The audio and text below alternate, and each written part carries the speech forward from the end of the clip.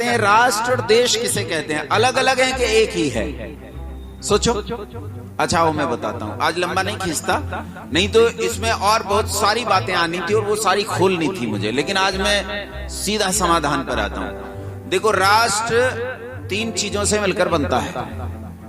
ये 3 चीजें क्या होती हैं, ध्यान से याद कर लेना, हमेशा रखना इन्हें पल्ले गांठ बांध के, तुम्हें कोई ना बहका सके कि राष्ट्र किसे कहते हैं। राष्ट्र 3 चीजों से मिलकर बनता है, जिसमें 3 चीजें होती हैं, वो राष्ट्र होता है। राष्ट्र को राष्ट्र होने के लिए पहली सबसे जरूरी चीज है कि उसके पास देश हो। क्या हो उसके पास? देश हो। देश कहते हैं स्थान को। देश किसे कहते हैं? अरे जब योग करवाते हैं ना, उपासना करवाते हैं, तो कहते हैं शरीर के किसी देश में मन को टिकाकर ओम का जप करें।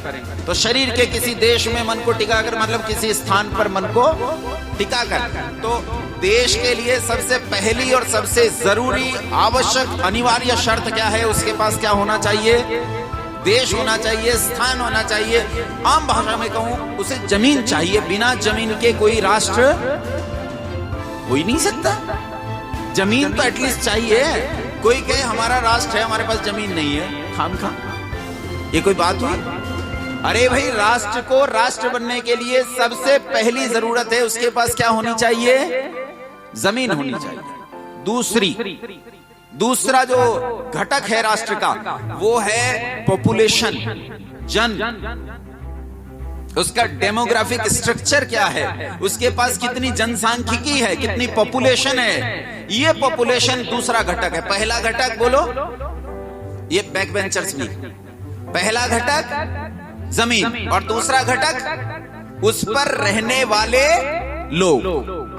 दूसरा घटक हो गया। तीसरा घटक लोग भी हो, जमीन भी हो, लेकिन इन लोगों का इस जमीन पर मालिकाना हक ना हो, तब भी ये राष्ट्र नहीं हो सकता।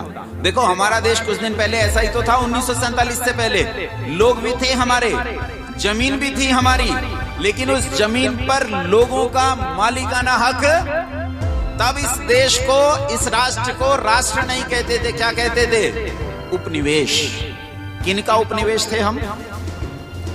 अंग्रेज का उपनिवेश थे। उपनिवेश को अंग्रेजी में कॉलोनी कहते हैं। हम कॉलोनी थे उनकी।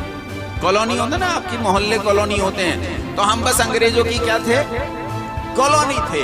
इससे ज्यादा कुछ नहीं था। गरीब कॉलोनी, जिसे चूसा जा सके, जिसे दूहा जा सके, वो थे हम। 3 चीजें मिलकर राष्ट्र बनता है। मैंने तीनों अवधारणाएं बताई, फिर से सुनो। पहला है जमीन, दूसरा उस पर बसने वाले लोग, और तीसरा इन लोगों का इस जमीन पर मालिकाना हक।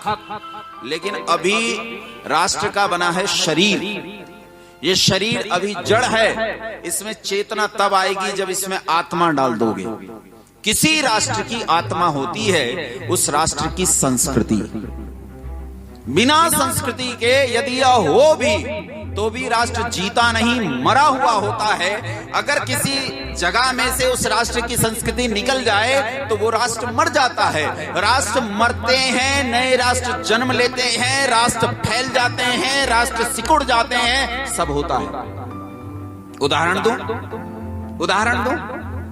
हमारा एक क्षेत्र था, भारतवर्ष का एक क्षेत्र था, जिसका नाम था सिंध।